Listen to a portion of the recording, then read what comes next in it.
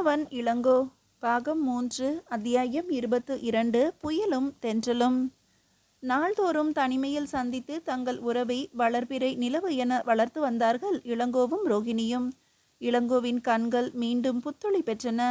ரோகிணியின் இதழ்களில் மீண்டும் குங்கும சிவப்பு குடியேறியது. சந்தடியற்று போய் தனித்திருந்த தோட்டத்து செடி கொடிகள் தாங்கொணாத மகிழ்ச்சியில் ஆழ்ந்தன. கூவும் குயில்களின் குரலில் புதிய இசை கூடியது. ஆனால் ஏனோ சில தினங்களாக இளங்கோ தன் வருகையை திடீரென்று நிறுத்திவிட்டிருந்தான். 3 நாட்களாக தொடர்ந்தாற் போல ஒருவரையொருவர் பார்க்க முடியவில்லை. ரோகிணி அவனை கண்டு பேசுவதற்கு என்னவெல்லாமோ முயற்சிகள் செய்து பார்த்தால் பயனில்லை. ஒன்று அவன் பெரிய வேளாரின் அருகில் இருந்தான், அல்லது வல்லவரையருடன் நடமாடி கொண்டிருந்தான். தலை வெடித்து போகும் போல் இருந்தது ரோகிணிக்கு. பால் கசந்தது, பஞ்சனை நொந்தது, பாங்கியின் மீது கோபம் பற்றி கொண்டு வந்தது. கந்துலனின் மகளான அவள் தோழி காரணத்தை தெரிந்து கொண்டாள். ஆனைமங்கலத்தில் நடந்த சம்பவத்துக்கு பிறகு இளங்கோவாக அவளுடைய மாளிகைக்கு வருவதும் இல்லை. வந்தாலும் மகிந்தரின் வரவேற்பு முன்பு போலிருக்காது என்று அவனுக்கு தெரியும். ரோகிணியும் அதனால் அவனை வற்புறுத்தவில்லை. ஒரு நாள் வழக்கம் போல நீராடிவிட்டு ரோகிணி பொட்டு எழுதி மை தீட்டி செஞ்சாந்து பூசி தன்னை அலங்கரித்து கொண்டிருந்தாள். வழக்கம் போலவே அருகில் நின்ற தோழியிடம் அவளுக்கு கோபம் வந்தது. கந்துலனின் மகளோ சிரித்தாள். இளவரசி, தாங்கள் கோபித்து கொள்ளாதிருந்தால் ஒரு செய்தி சொல்கிறேன். தங்களுக்கு விருப்பமென்றால் இப்போதே போய் கொடும்பாளூர் இளவரசரை இங்கு அழைத்து வருகிறேன். என்னடி சொல்கிறாய்? உண்மையாகவா? இங்கு அழைத்து வரட்டுமா, அல்லது தோட்டத்தில் காத்து கொண்டிருப்பதாக சொல்லட்டுமா? இங்கேயே அழைத்து வா. இதுவும் அவர்களுடைய மாளிகைதானே. அவரை தடுப்பவர்கள் இங்கு யாரும் இல்லை என்று சொல். கட்டாயம் எப்படியாவது இப்போதே அழைத்து வருகிறாயா? பரிவோடு அவளை தட்டி கொடுத்து அனுப்பி வைத்தாள் ரோகிணி. சிட்டாக அவள் பறந்தோடிய அதே நேரத்தில் அங்கு பயந்து கொண்டு வந்து சேர்ந்தார் மகிந்தர். கண்களை உருட்டி விழித்து கொண்டு தமது குமாரத்தியை விழுங்கி விடுவது போல பார்த்தார். தடுப்பவர்கள் யாரும் இல்லையா என்று கேட்டன அவருடைய கண்கள். ரோகிணி ஒன்றுமே நடக்காதது போல மௌனம் சாதிக்கவே அவருடைய ஆத்திரம் பன்மடங்கு பற்றி கொண்டு வந்தது. அவள் எதிரில் தென்பட்ட மை கிண்ணங்களை எடுத்து வீசினார். மலரை பற்றி கசக்கி எறிந்தார். குலத்தை கெடுத்துவிட்ட துரோகி என்று குற்றம் சாட்டினார். கோபாவேசமாக சொற்களை கொட்டினார். அவ்வளவுக்கும் அமைதியோடு இருந்த ரோகிணி பின்னர் தனது மௌனத்தை கலைத்து, அப்பா, காலம் கடந்து விட்டது. இனி நீங்கள் என்னை சினந்து கொள்வதால் சிறிதும் பயனில்லை என்றாள். என்ன? ஆமாம், இன்றோ நாளையோ அல்லது என்றோ ஒரு நாள் உங்களிடம் கூற வேண்டும் என்று நினைத்ததை இப்போதே கூறுகிறேன். நான் இனி முன்பு போல உங்களுக்கு சொந்தமாக இருக்க முடியாது.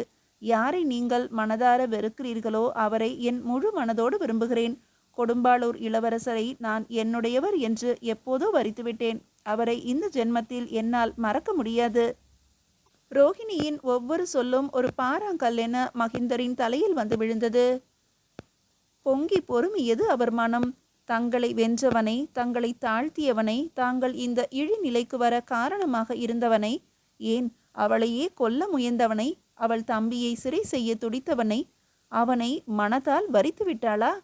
இந்த ஜென்மத்தில் உன்னால் மறக்க முடியாதா?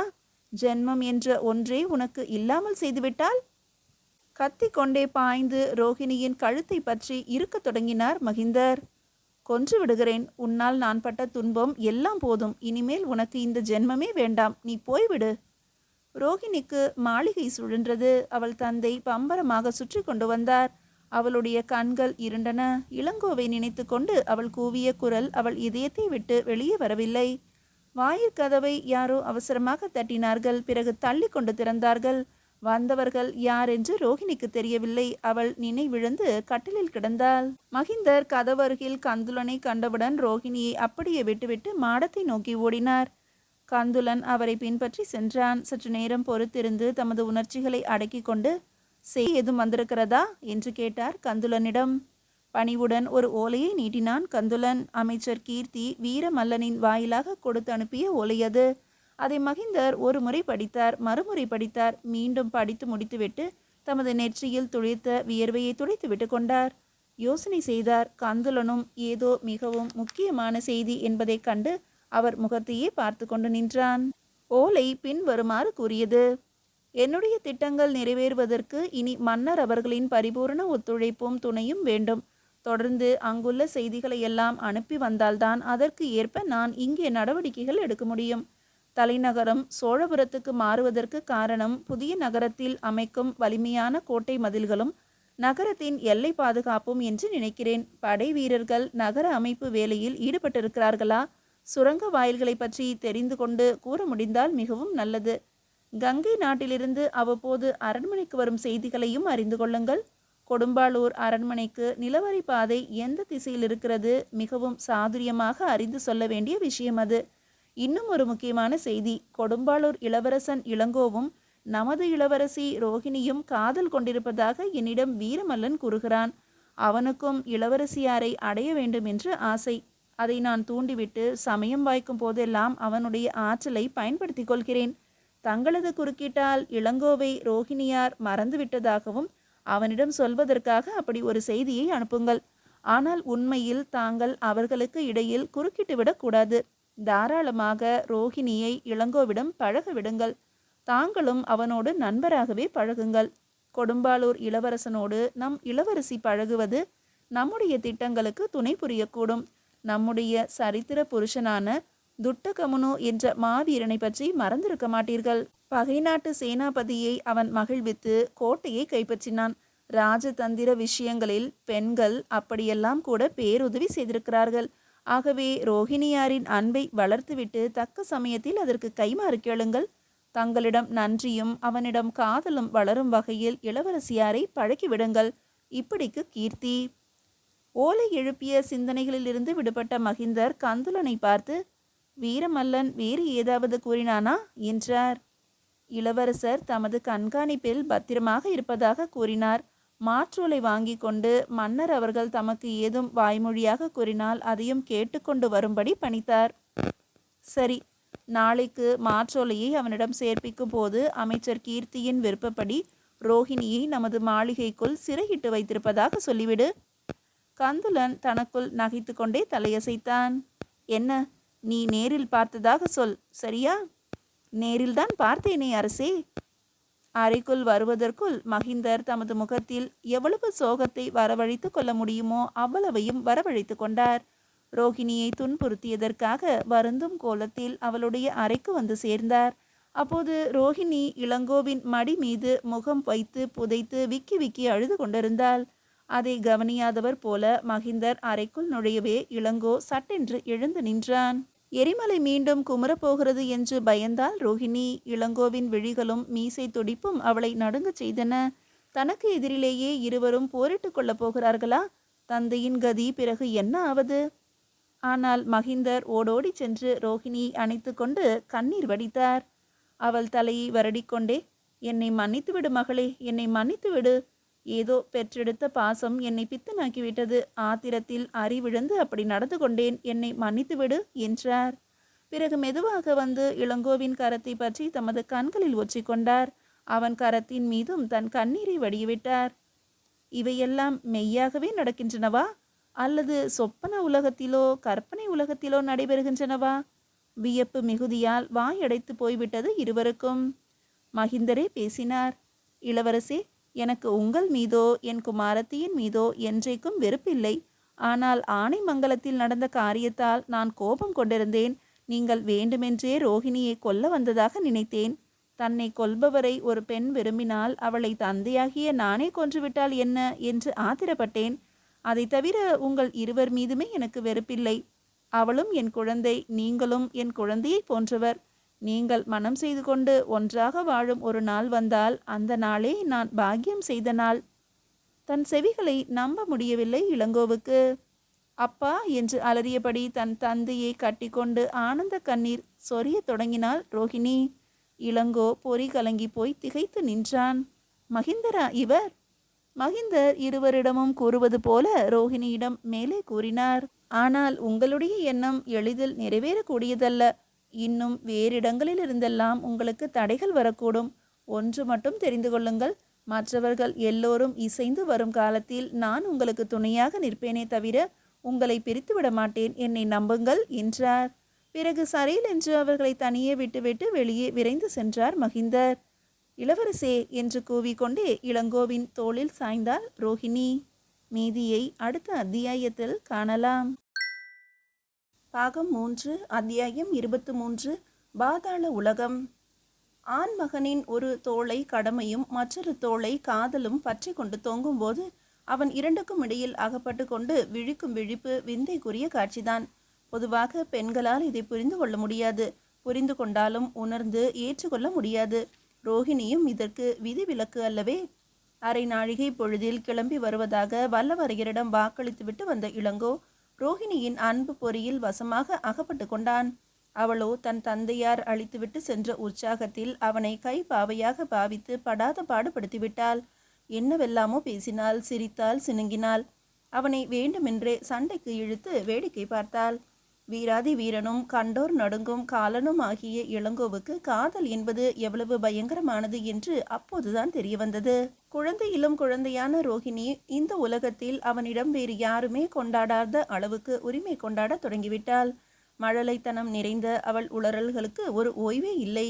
இப்படியெல்லாம் கூட காதல் உணர்ச்சி ஒரு பெண்ணை ஆட்டி வைக்குமா என்ன? ரோகிணி, தாத்தா அவர்களுடன் நான் சோழபுரத்துக்கு புறப்பட்டு செல்ல வேண்டும். சென்று திரும்புவதற்கு சில தினங்களாகும். விடை கொடுத்து அனுப்பு. திடீரென்று கோபம் வந்துவிட்டது ரோஹிணிக்கு. விழிகளில் சிவப்பேறு. தமக்கு யார் அருள்மொழி கூறியது சரியாகத்தான் இருக்கிறது என்றாள். அருள்மொழியின் பெயரை கேட்டவுடன் சுருக்கென்று தைத்தது இளங்கோவுக்கு. அதை காண்பித்து கொள்ளாமல் நங்கையார் என்ன சொன்னார்கள் என்றான். கொடும்பாளூர்காரர்கள் கடமை வெறியர்கள் என்பதாக சொன்னார்கள். மெய்தானே அது? ஆமாம், நாங்கள் கடமை வெறியர்கள், நீங்கள் அன்பு வெறியர்கள். இருந்துவிட்டு போகட்டும். ஆனால் இன்றைக்கு உங்களை எங்குமே நான் விடப்போவதில்லை. இனி எப்போதுமே நீங்கள் என் அருகில்தான் இருக்க வேண்டும். என்னுடைய கட்டளையை பெற்றுக்கொண்ட பின்னர்தான் நீங்கள் எதையுமே கவனிக்க வேண்டும். ரோஹிணி, இனிமேல் நம்முடைய தலைநகரம் தஞ்சை அல்ல. இதைவிட பெரிய, இதைவிட அழகான, உறுதியுள்ள புதிய தலைநகரம் ஒன்று உருவாகி கொண்டிருக்கிறது. இங்குள்ள படை இருப்புகளை அங்கே மாற்றியமைக்க வேண்டும். தானிய பண்டாரம், தனப்பண்டாரம், ஆயுத சாலைகள், அலுவல் விடுதிகள் யாவுமே விரைவில் அங்கேதான் போகின்றன. ஏன், நீ கூட இதைவிட பிரம்மாண்டமான மாளிகையில் அங்கே வசிக்க போகிறாய்.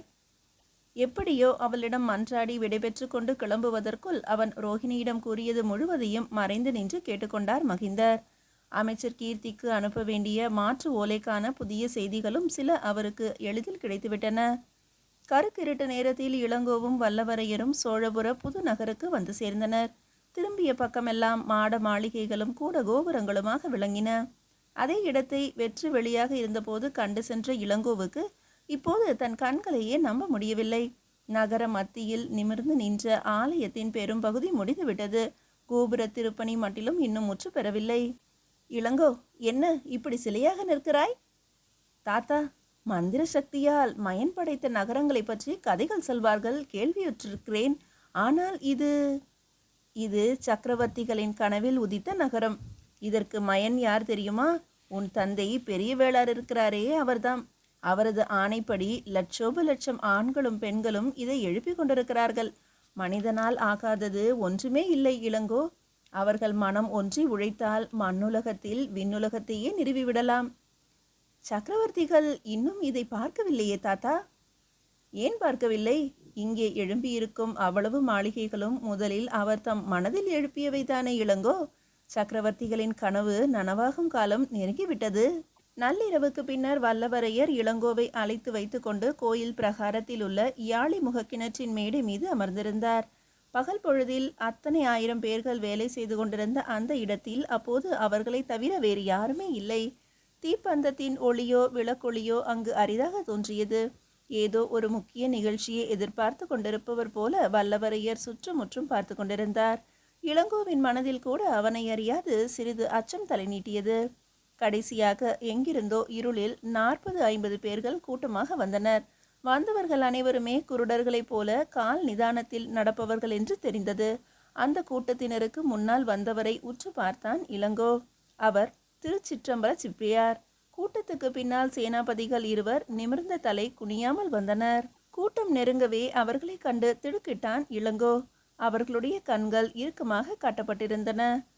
இவர்கள் குற்றவாளிகளா? என்ன குற்றம் செய்தவர்கள்?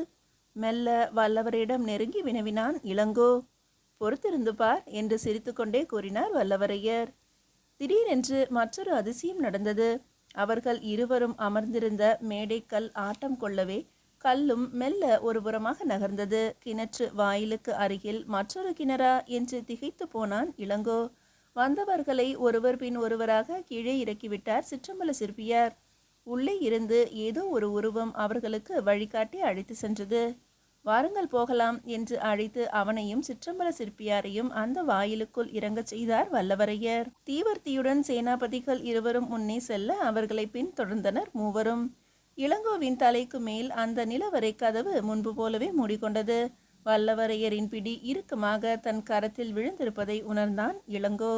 படிகளில் இறங்குவதும் நிலவரை சுவர்களுக்கு இடையில் நடப்பதுமாக அவர்கள் நெடுந்தூரம் சென்ற பின்பு ஒரு விசாலமான கூடமும் தீவர்த்தி வெளிச்சமும் தெரிந்தன. வந்தவர்களின் கண்களை மறைத்திருந்த கட்டுக்களை அவிழ்த்து விட்டார்கள். அவரவர்களுக்கு உரிய உழைப்பு கருவிகள் வந்து சேர்ந்தன. ஒவ்வொருவரும் சுறுசுறுப்பாக வேலையில் ஈடுபட தொடங்கினார்கள். அவர்களை தாண்டி சென்றவுடன், இவர்கள் யார் தாத்தா, நடப்பதெல்லாம் என்ன என்றான் இளங்கோ. கட்டிடக்கலையிலே கை தேர்ந்த திறமைசாலிகள், பல நாடுகளை சேர்ந்தவர்கள், கடைசியில் பரிசுகளும் விருதுகளும் பெறப்போகிறவர்கள். அவர்களுக்கா இந்த கொடுமை? இது கொடுமை இல்லை இளங்கோ. உலகம் எங்கும் உள்ள எல்லா சாம்ராஜ்யங்களிலும் இப்போது இப்படித்தான் நடக்கின்றது.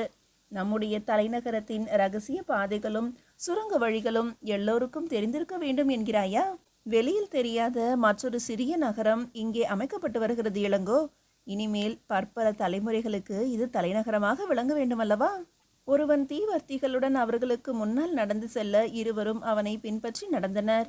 பல கிளைகளாக பிரிந்த பாதை ஒரு திருப்பத்துக்கு வந்தவுடன் திடீரென்று முடிந்துவிட்டது போல தோன்றியது. வல்லவரையர் வழிகாட்ட வந்தவனின் தீவர்த்திகளை தமது கரத்தில் வாங்கி கொண்டு அவனை திரும்பி செல்லுமாறு பணித்தார். அவன் சென்ற சிறிது நேரத்துக்கெல்லாம் அவர்களை தடுத்து நின்ற சுவரே அவர்களுக்கு வழிவிட்டது. நெடுந்தொலைவு ஒரே போக்கில் நடந்தார்கள். நேரம் செல்ல செல்ல எங்கிருந்தோ சில்லென்று குளிர் காற்று வீசியது. தலையை தூக்கி மேலே பார்த்தபோது கூப்பிடு தூரத்திற்கு ஒரு விதமாக சின்னஞ்சிறு கோபுரங்கள் மேலே நிற்பதை கண்டான் இளங்கோ. அவற்றின் வழியாகத்தான் குளிர்காற்று வீசுகிறதா? காற்று வரக்கூடிய வழிகள் ஏதும் கண்களுக்கு புலப்படவில்லை. ஆனால் காற்று மட்டிலும் அதே வழியாகத்தான் நுழைந்து கொண்டிருந்தது. இவையெல்லாம் என்ன தாத்தா? நகரத்தின் உள்ள தீப கம்பங்கள். இரவு நேரங்களில் இவற்றின் உச்சியில் தீபம் ஏற்றுவார்கள். ஓ, தெரிந்து கொண்டேன் என்று கூறி சிரித்தான் இளங்கோ. நகரத்து மக்களுக்கு இது தீபத்தூண்கள், ஆனால் நிலவரை பாதைக்கு சாளரங்கள், அப்படித்தானே? இன்னும் நீ கண்டுகொள்ள வேண்டியவை எவ்வளவோ இருக்கின்றன, நெருங்கி வா என்று அவனை அணைத்து கொண்டே நடந்தார் வல்லவரையர். படிகளில் மேலே ஏறினார்கள் அவர்கள். கோட்டை சுவருக்கு வெளியில் வந்தவுடன், சமுத்திரம் இங்கு எங்கே வந்தது என்று திகைத்தான் இளங்கோ. கண்ணு கெட்டிய தூரம் வரையில் கருகருவென்று வெறும் தண்ணீரே அங்கே மண்டி கிடந்தது. மீதியை அடுத்த அத்தியாயத்தில் காணலாம். பாகம் 3, அத்தியாயம் 24. அழகும் அபாயமும். இளங்கோவின் கண்ணெதிரே பறந்து கிடந்த ஏரியின் சூழ்நிலைகள் தங்களுக்குள் ஏதோ ரகசியம் பேசிக்கொள்வது போல மெல்ல சலசலத்து கொண்டிருந்தன. பின்புறம் திரும்பி பார்த்தான். மண்ணில் இருந்து முளைத்து முட்டி துளைப்பது போல நின்று கொண்டிருந்த நகரத்தின் வெளிக்கோட்டை மதில். மதில்தான் எவ்வளவு உயரம், ஏரிதான் எவ்வளவு அகலம். ஏரியின் மையத்தில் சதுரமான வடிவில் ஏதோ ஒன்று தெப்பம் போல மிதந்தது. ஆனால் அது எங்கும் நகரவில்லை. நங்கூரம் பாய்ச்சியதொரு பெரிய மரக்கலம் போல தெரிந்தது. உற்று நோக்கினான் இளங்கோ. திருவாரூர் கமலாலய குளத்தின் மைய மண்டபம் போலல்லவோ தோன்றுகிறது. ஏரிக்குள்ளேயே ஒரு மண்டபமா? தாத்தா, அதோ பாருங்கள், என்ன என்று வல்லவரையரிடம் கேட்டான். சக்கரவர்த்திகள் தனிமையில் தங்கி ஓய்வெடுத்துக் கொள்வதற்கான வசந்த மண்டபம். வசந்த மண்டபமா? இளங்கோ மெல்ல நகைத்தான். அதை புரிந்து கொண்டார் வல்லவரையர். எனக்கும் சக்கரவர்த்திகளுக்கும் இனி ஏது வசந்த காலம் என்கிறாயா? அல்லது குடும்பத்தோடு தனிமையில் மகிழ்ந்திருக்க எங்களுக்கு பொழுதில்லை என்கிறாயா? உண்மைதான். முதிர்ந்த பருவத்தில் ஓய்வெடுத்துக் கொள்வதற்காக கட்டிய மண்டபம் அது. ஆற்றங்கரையோரமாக அமைக்க பெறாத சோழபுரத்து புது நகரம் இப்போது அந்த ஏரியால் கங்கை கரையின் அருகில் இருப்பது போல தோன்றியது. இளவேநீர் காலத்து மாலை வேளையில் சித்திரை மாதத்து பௌர்ணமி இரவில் தானும் ரோஹிணியும் மாத்திரம் அந்த மண்டபத்தில் இருந்தால் எப்படி இருக்கும் என்று கற்பனை செய்தான். வேளக்கார படையை சேர்ந்த சிலர் எப்போதும் அங்கே காவலுக்கு நிற்பார்கள் என்றார் வந்தியத்தேவர். அப்படியானால் சக்கரவர்த்திகள் மட்டும் அங்கு போய் கொள்ளட்டும், எங்களுக்கு வேண்டாம் என்று தனக்குள் சொல்லிக்கொண்டான். சின்னஞ்சிறு படகு ஒன்று மைய மண்டபத்திலிருந்து புறப்பட்டு நிழல் போல நீரை கிழித்து கொண்டு கரைக்கு வந்து சேர்ந்தது. அதில் இருவர் இருந்தார்கள். யாரது என்று கடுமையான குரலில் கேட்டுக்கொண்டே ஒருவன் வேல் தாங்கிய கரத்துடன் படகிலிருந்து குதித்தான். படகோட்டியோ படகை கட்டிவிட்டு அதன் ஓரத்தில் வந்து நின்று கொண்டான். குரலுக்கு உரியவன் பாய்வதற்கு முன்பு பதுங்கும் புலியென பதுங்கி பதுங்கி வந்தான். வேல் முனையென விழி முனைகளையும் கூர்மையாக்கி கொண்டான். அருகில் நெருங்கி இருவரையும் இனம் கண்டு கொண்டவுடன் பணிவோடு கரம் கூப்பினான். நல்லது, விழிப்போடுதான் இருக்கிறீர்கள் என்ற வல்லவரையர் போய் வா என்று அவனுக்கு விடை கொடுத்தார். படகு மீண்டும் மைய மண்டபத்தை நோக்கி நகர்ந்தது. பாதி வழியில் அது செல்லும் வரை பார்த்து கொண்டிருந்து விட்டு வல்லவரையரும் இளங்கோவுடன் திரும்பினார். வெளிக்கோட்டை மதிலோடு ஒன்று இருந்த தூணின் அடிப்பாகத்தில் ஒரு யாழி முகம் தெரிந்தது. வல்லவரையர் என்ன அற்புதம் செய்தாரோ தெரியவில்லை. திடீரென்று அதன் வாய் திறந்து கொண்டது. பிறகு அவர்கள் உள்ளே நுழைந்தவுடன் மூடிக்கொண்டது. சுரங்கப்பாதையில் அவர்கள் முன்பு போலவே நடந்தார்கள். ஆனால் இப்போது அந்த பாதை தொடக்கத்தில் இருந்தது போல வெப்பமாக இருக்கவில்லை. திடீரென்று இளங்கோவின் உடல் குளிரால் நடுங்கியது. கைப்பட்ட இடமெல்லாம் பனி படர்ந்த இடம் போல சில்லிட்டிருந்தது. தாத்தா, இதெல்லாம் என்ன என்று சுவர் வழியே மேலே கசியும் தண்ணீர் துளியை தொட்டு கேட்டான் இளங்கோ. இப்போது நாம் ஏரிக்கு கீழே போய்க் கொண்டிருக்கிறோம். மறுகரைக்கு போகப் போகிறோம். என்ன? இனி நாம் சந்தடி செய்யாமல் நடக்க வேண்டும். பேசாமல் மௌனமாக வருவது நல்லது. சிறிது தூரம் இவர்கள் இப்படி நடந்தவுடன் எங்கிருந்தோ பேச்சுக்குரல் எழுந்தது. திகைப்புற்று சற்றே நின்றுவிட்டு உற்று கேட்டான் இளங்கோ. பேசும் குரல் வேறு யாரை பற்றியும் பேசவில்லை. சாமந்த நாயகர் வல்லவரையர் பற்றியும் கொடும்பாளூர் இளவரசன் இளங்கோவை பற்றியுமே பேசியது. இருள், குளிரால் ஏற்பட்ட நடுக்கம், பனிக்கட்டியில் நடப்பது போன்ற உணர்வு அவ்வளவும் போதாதென்று இந்த குரல் வேறு எங்கிருந்தோ வருகிறது. ஆயிரம் வீரர்களை கண்டு அஞ்சாத இளங்கோ அந்த ஒற்றை குரலை கேட்டு உடல் குலுங்கினான். மந்திரவாதிகளை கொண்டு பேய் பிசாசுகளை அங்கே நடமாட விட்டிருக்கிறார்களா என்ன? தாத்தா என்று அவன் ஏதோ கேட்க வாயெடுக்க சட்டென்று அவன் வாயை பொத்தினார் வல்லவரையர்.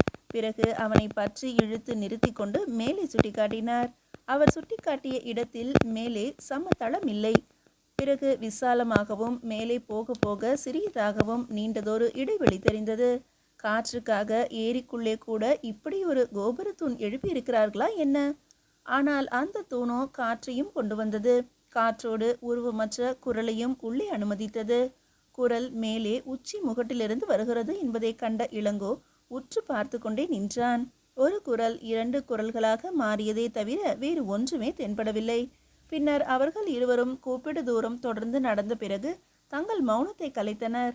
அப்போது அவர்களை எந்த குரலும் பின்தொடர காணோம். பேசியது யார் தெரியுமா? பூதகணங்களாகவோ பேய் பிசாசுகளாகவோ இருக்கலாம். நாம் கரையில் நிற்கும்போது நம்மை பார்த்து சென்றானே ஒரு காவலாளி, அவன் தன் தலைவனிடம் தான் பார்த்து வந்த செய்தியை சொல்லி கொண்டிருக்கிறான். அந்த கோபுரத்தூண் வசந்த மண்டபத்துக்கு மத்தியில் இருக்கிறது. கீழே இருந்து நாம் பேசினால் அவர்கள் கேட்டு விடுவார்கள் என்பதற்காகவே உன்னை மௌனமாக வரச் செய்தேன்.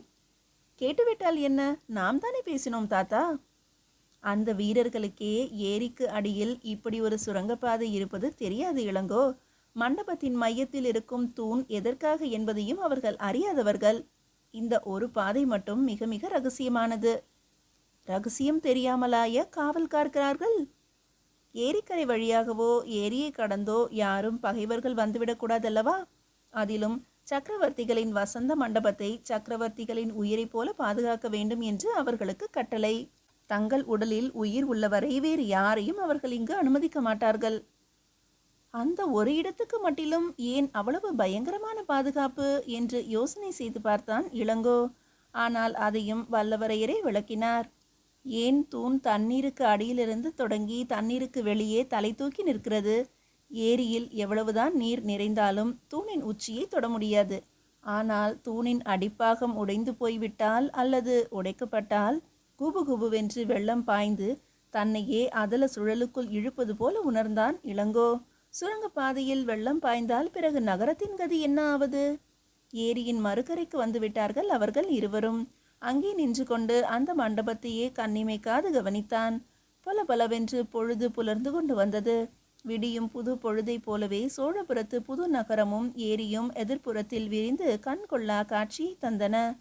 வெளிக்கோட்டை மதில்கள், உட்கோட்டை மதில்கள், கோயிலின் வெளிப்பிரகார மதில்கள், கோயிலை கூடவல்லவோ மாமன்னர் கோட்டையையும் கொத்தளமுமாக மாற்றியமைத்து எழுப்பியிருக்கிறார். இவ்வளவும் போதாதென்று ஒருபுறம் ஏரியையும் மற்றொரு புறம் கருவேலங்காட்டையும் பாதுகாப்பு எல்லைகளாக அமைத்து கொண்ட மாமன்னரின் கூர்மதியை எண்ணி வியந்தான் இளங்கோ. ஏரிக்கு மத்தியில் நின்ற வசந்த மண்டபம் மட்டிலும் ஏனோ அவன் கண்களுக்கு ஒரே சமயத்தில் அழகும் அபாயமும் நிறைந்ததாக தோற்றமளித்தது. மீதியை அடுத்த அத்தியாயத்தில் காணலாம்.